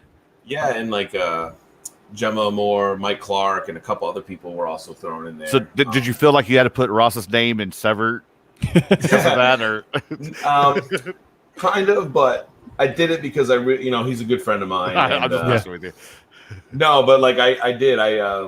Once he did that, I was really honored, and I'm like, I got to do something, and. And actually, there's another character that's with Ross in that book, Boucher, Sergeant. I think it's Sergeant or something Boucher. That's actually my squad leader from the Army. His name was Matthew Boucher. We used to call him Bobby Boucher. I was gonna say, I thought it was for Waterboy. Yeah, that was his nickname. And like we all had nicknames, and his was Bobby. And he was a really cool guy, someone I really admired a lot. He was really patient with me in the military because I was kind of a jackass when I was like 18, 19 years old. No, I don't see it. No, I could definitely tell we were all pretty cranky Crabtree. I like that. I just noticed that. so yeah. Are you going to go back and Sever now and edit it to be Bram Stoker Award nominated Private Jeffrey? Yeah, in the actual story. In the actual story, yeah. Before I don't Make even it know super meta. I'm not even sure if the Bram Stoker Award was out back in those days, but yeah, definitely. Like 1967. Future Bram Stoker nominated. Yeah, future Bram Stoker. Yeah, Corporal. Future Bram Stoker nominated Corporal Ross Jeffrey. So with your short story collection, did you write all of those? That's in that collection all together, or are these stories that you've written over the last year or two that you decided together? Yeah, they're all just like kind of just different stories that I wrote.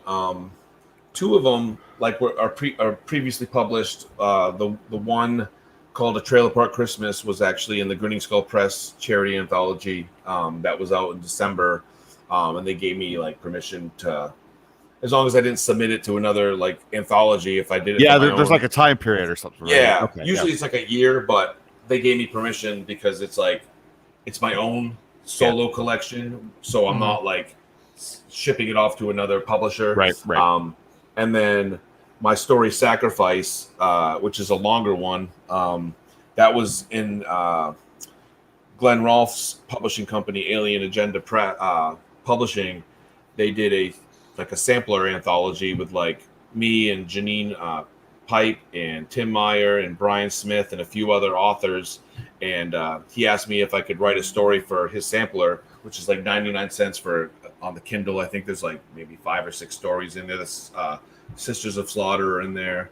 Right. And that was a really good story. It's about a mother who she's pregnant and she's not a mother, she's a woman, she's pregnant, and her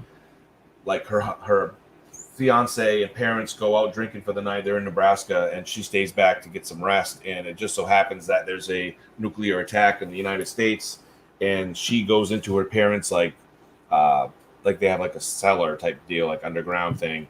And she comes out like a few days later and notices like shit's pretty much gone. And she gets on like these like bunny slippers and a raincoat and just starts walking. She's like, I got to find some help, save my baby. And it's just her story about her walking down the highway and seeing like the destruction, and all these burnt up cars. And and then basically what happens to her throughout that walk, which was it was like a story I think my wife gave me an idea for, and I loved it. And and I think it's one that was actually, someone reviewed that book and they mentioned it.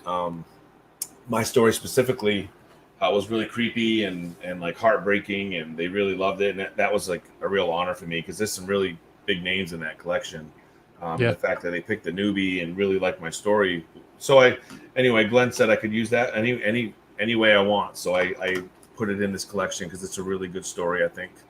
And I mean, all of them, I just wrote at random times. I've just been putting them in a folder and revising them and stuff like that. My wife reads them. I send them off to like Ross and a couple other people that like to read my stories. We kind of trade off back and forth.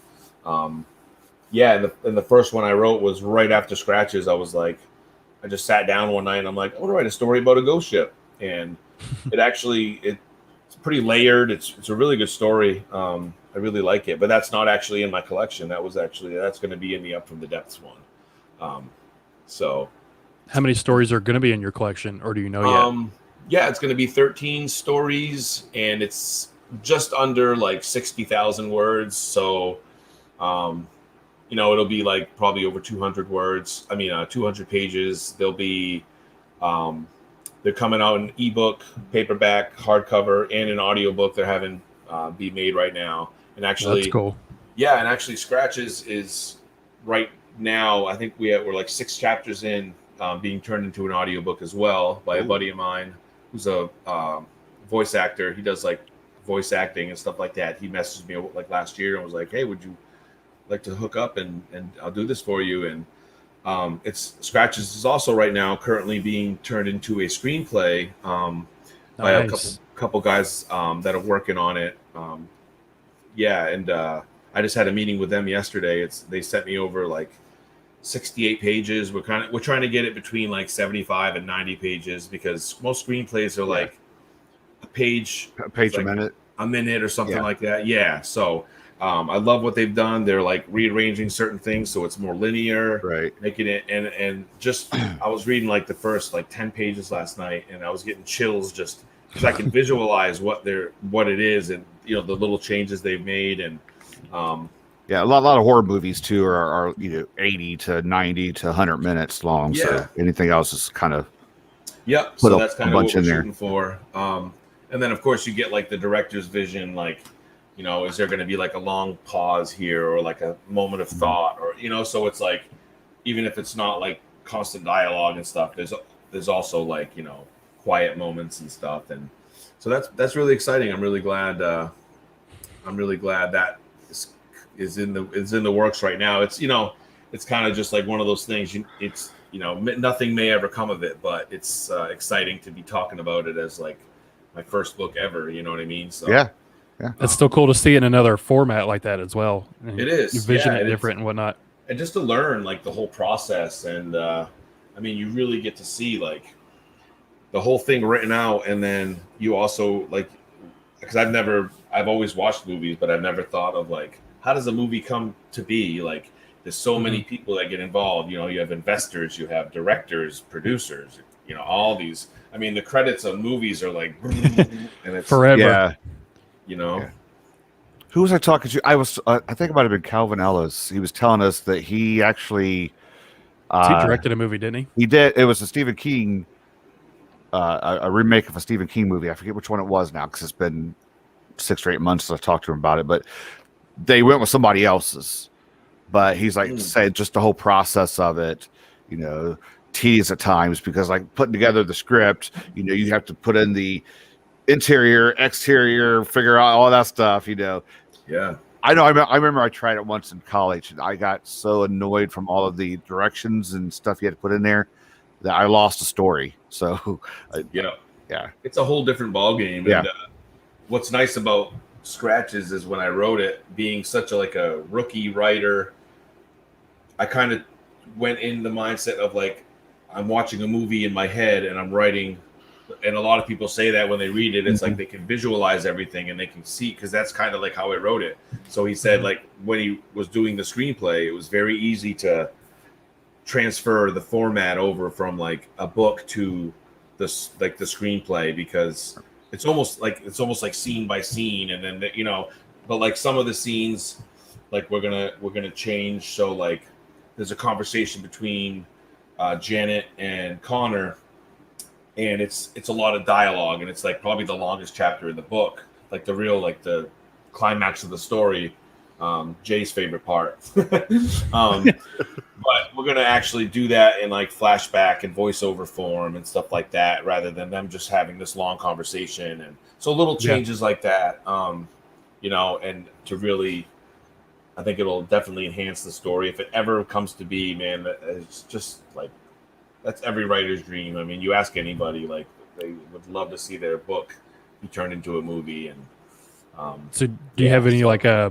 production companies in mind that you want to approach with it once the screenplay's done or anything? Well, it's actually the guy working on, his name is Chris. His family has their own production company called Sling and Stone, and it's actually their mother is the executive producer. Chris's brother Jeremy, who's have you guys seen the movie It, the new one? Yeah, It, chapter 1 and 2. Yeah. The kid that played Ben Hanscom, his name is Jeremy Ray Taylor. That's Chris's younger brother. Okay. So, and he's actually getting into directing and stuff like that. And Chris is a writer, actor, and their mother is like the executive producer. Well, they started their own production company, and they've actually produced a short movie about like a veteran who has PTSD. And Chris is the actor. Jeremy directed it, and I think Chris also wrote it. Really good. It actually stars like one of the actors from what's that karate movie show? Karate Kid. No, Karate Kid, but the show that's out now. I can't think of what's called. Cobra Kai. Cobra Kai, yeah. There's an actor in there, and he's actually in that movie with them. And it just won like 9 awards in Las Vegas. Like I think it was like this month or last month or something. So they're getting their name on the map, and they're you know, getting out there, and it's a start. So like Family business. Yeah, so it's pretty exciting. That And I've got some pretty big ties with him being in the It movie too. Yeah, I mean he's got some. He's pretty like he's you know young guy, and he's like, oh, I want to get like $19 million or something like that for this budget, and we're like, I think you probably film it with like a couple 100,000. Like, you know, it's not like overly complicated, you know. It's Or just use a smartphone and just get it right. I mean, yeah, it's not like a you know Because most of it takes place just in the house. Yeah, I mean, there's like the when he goes to the comic book shop and stuff, but the majority of it's in the house in the basement. So yeah, it wouldn't be like a and bunch of sets and stuff. It's really like a cover. I mean, character study. It's like a character-driven story. There's not a lot of gore. I mean, you need a little bit of like makeup and prosthetics. But it's not like with Severed where you literally have to like go find like a jungle. to be Or build a set with a jungle. Right. There's so many like streaming outlets now. I don't think it'd be hard to find a home for. You got Hulu, Prime, Netflix, Shudder. I mean, Shudder. Those places would be golden. Midnight Pulp. And horror is like a big thing right now. Like it's finally being taken serious. Like even, you know, a lot of people didn't like the new It, but I mean that really blew up, and it was like the biggest. I like the first part of the new It. I think the first one's the highest grossing rated R movie of all time. I'm pretty sure. I think it was at the time. The second one was just a lot of overkill with special effects, I think. But yeah, and it was really comedic. Like there was a lot of humor, and they kind of took away the dread. I mean, the book is not funny by any means. No. So I think they took it a little too far, and like you said, the CGI and stuff was a little overkill. I'm more of a practical effects guy. They seem to never be able to nail part 2. Like even the one in the 80s, part 2 wasn't as good as the first part. Yeah, I think the kids are always so good that you don't really care about the adults versions of them. Just want the kids the around. Spider was great in first the 80s one. The Spider. It was so bad. So bad it was good. Just it felt like a soap opera. It was during that big time soap opera era, and I loved the first half because you get a lot of that Pennywise and the kids, and then the second half is just like I don't really want to see like John Ritter making out with Bev, like and getting Tim Curry's makeup all over his face. You know, like it just kind of fell flat. Even though the book is really exciting during the second half. And like the last 3 quarters, King intercuts the kids and the adults more in the second half. But the movies or TV show, they seem to focus more on the adults instead of doing the intercutting. I mean, it seemed pretty apparent from the feedback from the first miniseries. Like people want more of the kids. They don't, you know, the adults were like kind of, I don't know, but I don't know. It's fun. It's they both have their like the first one for me is just super nostalgic. Like the music. Like I watched it so many times growing up. I actually saw it when it first aired on TV. I was 6 years old in 1990, and I was so freaked out from that first half. I slept in my sister's room on the floor in their bedroom, and I was terrified. and then it was like, eh. But I still like love it. I'll watch it. Like I just noticed I have like the DVD, the Blu-ray, the VHS of the original, but it's actually on HBO Max right now. So I was just started watching it tonight when I was cooking dinner. I remember going to the video store when I was little. I had no idea what it was, but I'd see the VHS cover, and I always thought it was the dumbest title. But I remember there was like there was Pennywise in the front, but there was like the hand was coming around the corner. I just always was interested in what that hand was coming around the corner. I remember it was just a stupid title. I remember when it debuted. Yeah, when the miniseries debuted. I think I want to say I was 13 or 14 when it debuted. I was like, this is awesome. I don't think I'm supposed to be watching it, but I was watching it anyways. I mean, I watched Friday the 13th when I was 3, so yeah, I'm gonna watch this. And it's on network TV. I'm like, wow, good stuff. My when I was cooking dinner, I had it on my phone on the counter, and my son came in, and it was the first scene with Georgie.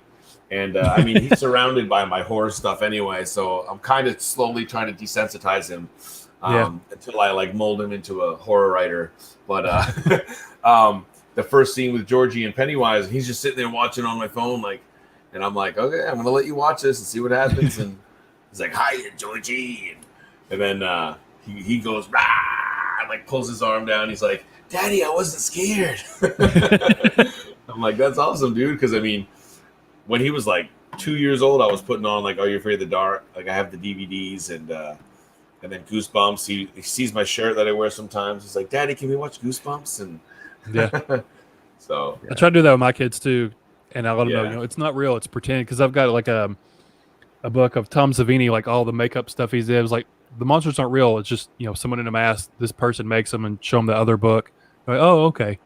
I remember they watched I think it's whichever Ghostbusters it is with the dogs, and he was fine until those dogs came out. And the dogs scared him to death. The demon dogs or whatever they are. So you're a good parent. You convince your kids it's not real. Like I had no idea. Like I was watching like Nightmare on Elm Street, and I was literally crying in my bed, like so scared to fall asleep because I knew Freddy Krueger was gonna come kill me. Come kill you. So I don't think it had any kind of effect on me when I was little. I mean, so what year did Friday the 13th come out? 1980. I was 3. 81, something like that. I think it was 80, and I was 3. I remember my mom, my aunt, me and my brother, who was like 3.5 years older than me, and then our cousins. We were watching it. I'm 3 watching this slasher film. Also, you probably didn't understand what was really going on either, too. Yeah. I mean, back then, you didn't censor your kids' eyes from watching whatever was on TV. Don't look, yeah. Yeah. Maybe it explains a few things now, but still. Yeah, I mean, like Candyman. The first one I have real strong memories of was the original Child's Play when I was 5 years old. I think it was like 1989. My mom, I think she rented it or they bought the VHS because VHSs were expensive back then. Yeah, they're like $30 or something. Yeah, they were expensive, and I think they bought it, and we all watched it together. And she thought it'd be funny to take my Buddy doll. It looked just like it, didn't it? Oh wow! Yeah, that's what it's based off of. His hair orange, and she used to leave it around the house, like sit it on the toilet. And then, like she stuck it in the oven one day and was like, "Can you go check on the cookies?" And I'm like, "There's a freaking doll in there!" Like, and I never had the My Buddy doll. Instead, I had the Child's Play movies. Yeah, well, so your mom put you through the ringer then, didn't she? Chuck it out the freaking window. Yeah. I remember, I don't know how old I was. I think it was Critters 2. It's whatever the one where all the critters pile together and they're the huge ball and they're rolling through this field and they run over an old man. And when they roll off him, he's just a skeleton.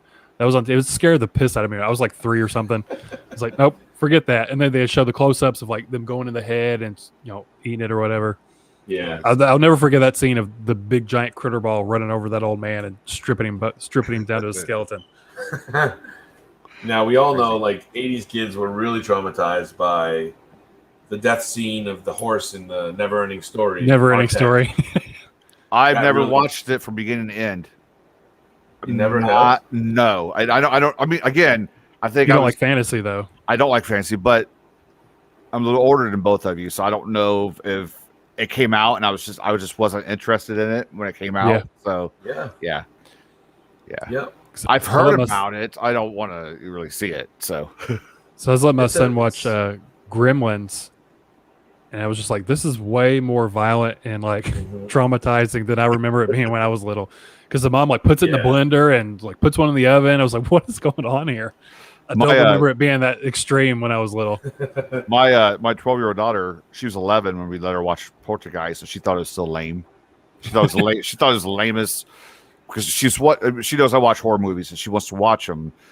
So we're trying to figure out, what kind of PG-13 films we can let her watch. Yeah. Poltergeist came up. She thought it was the lamest thing. I was like, Did you tell her the skeletons were real dead people? Did you tell her that? we tried everything. She was like, That's only a whatever. PG movie. That's an 80s PG movie. Yeah. That's what's funny about it. It's like, And back now then, if it came out, it would be PG-13.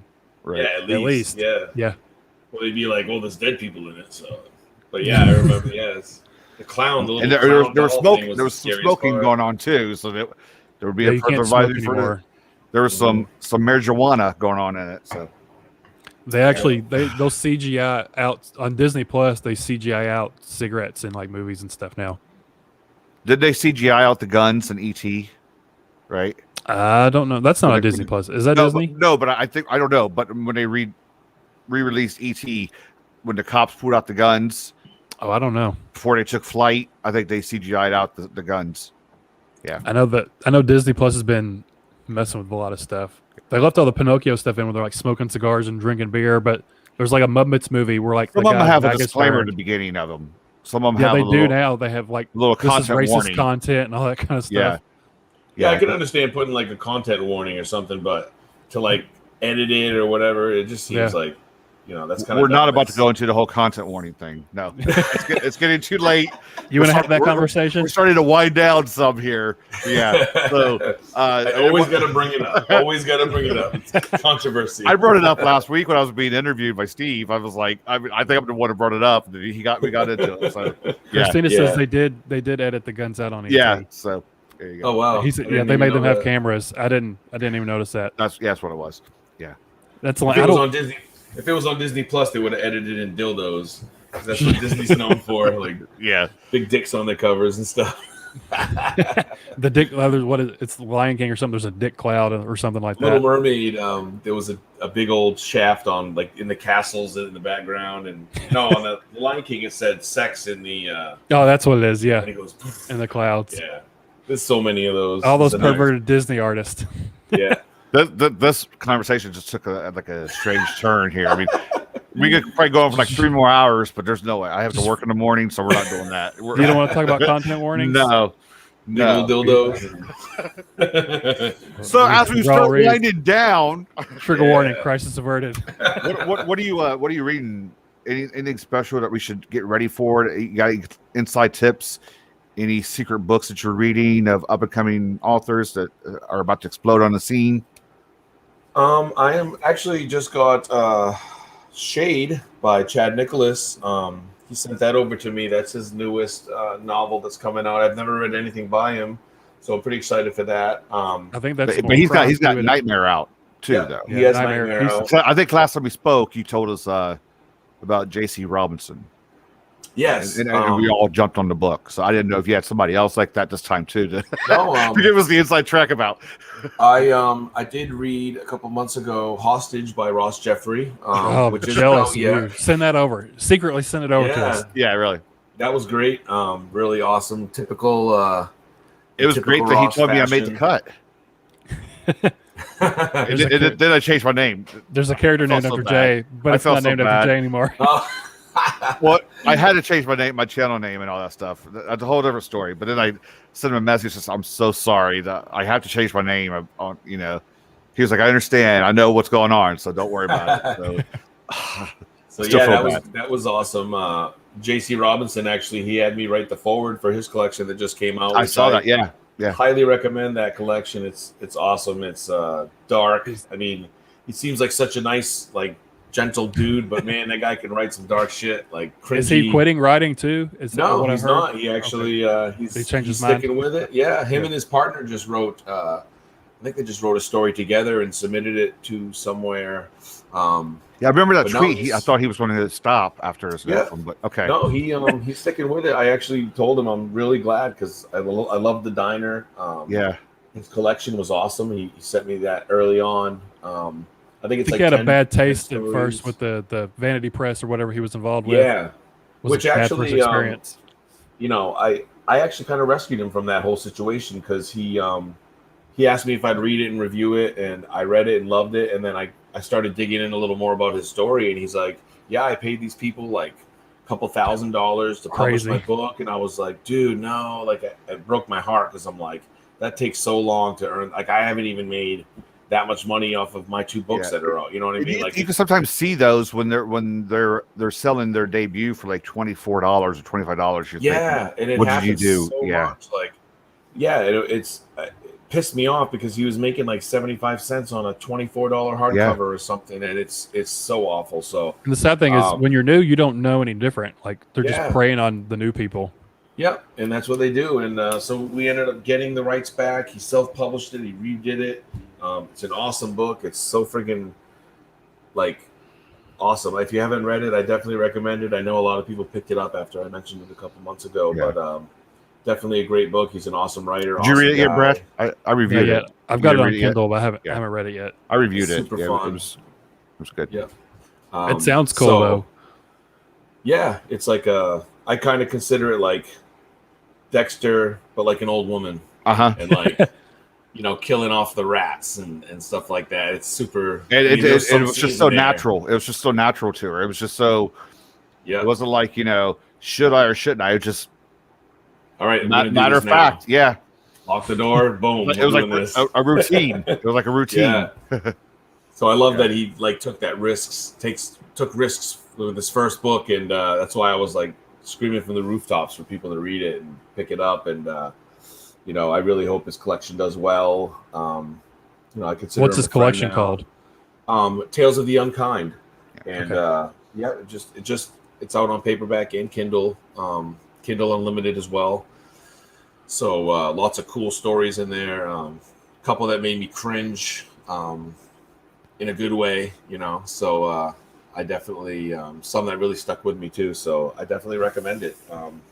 And I just started Tommy Knockers on Audible. That's another one I just started reading. Who's that by? Fun.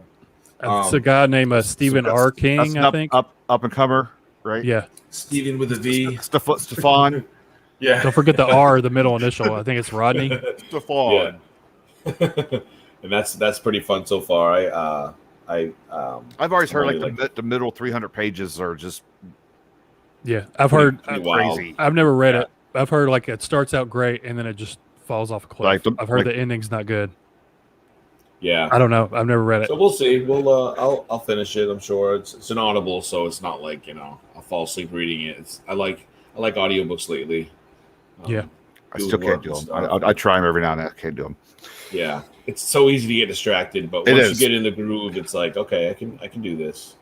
Yeah, so. I can't multitask and do an audiobook. I can do like grocery shopping or something or cooking dinner, but like people work and do audiobooks. I can't do that. I mean, that's how I've tried them. I tried working, but then I forgot my job actually involves me paying attention to what I'm doing. Yeah. And I'm like, what? Yeah, like snow blowing, mowing the lawn. Those are good things to do. Like just driving. Yeah, anything like that. So Jay, what are you reading? You want to go through your 27? We have like another list? Actually, you know what? I'm doing Dark Hilarity right now. Oh, nice! Because I was actually supposed to start that back in May, and so I'm doing it now. I'm about 100 pages in, and S.H. Cooper Inheriting Her Ghosts, which is I've heard that was phenomenal. Really good. You said you loved it.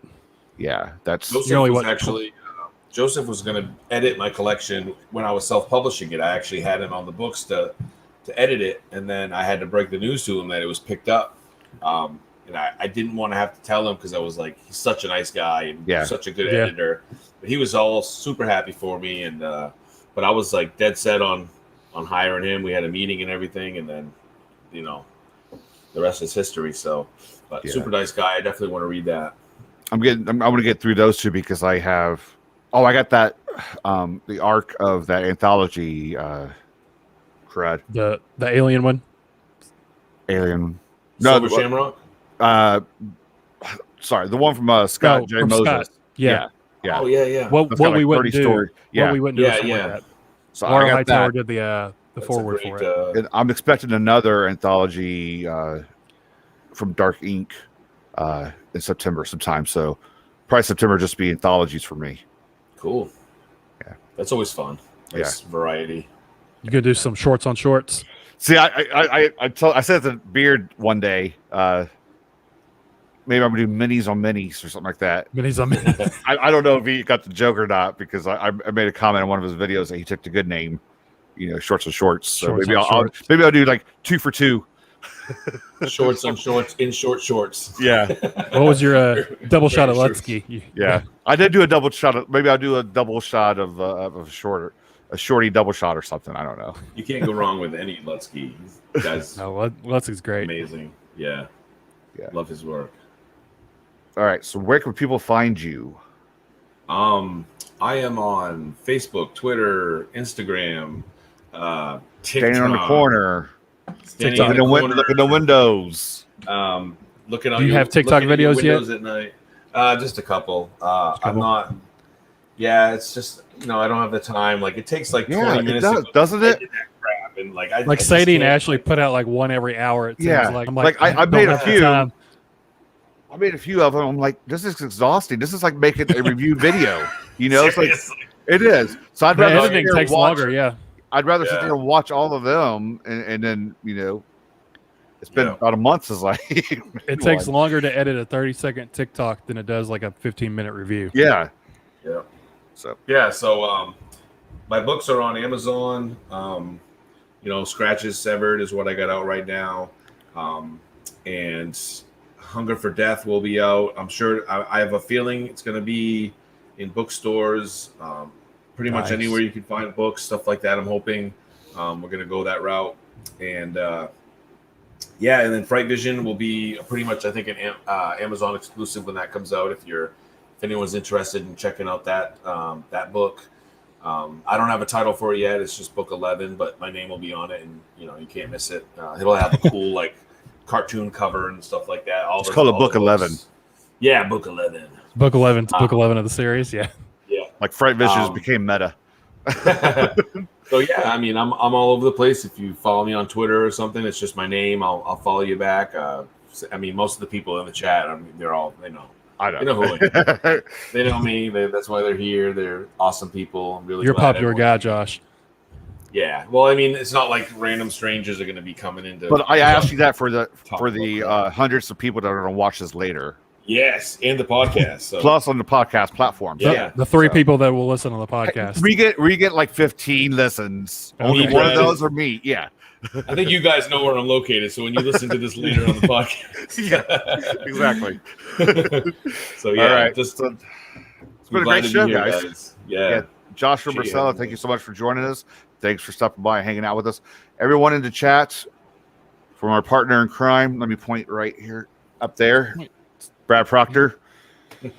My name is Jay. Thank you so much for joining us. It's been another exciting episode of Paper Cuts. Until we meet again, everyone stay safe.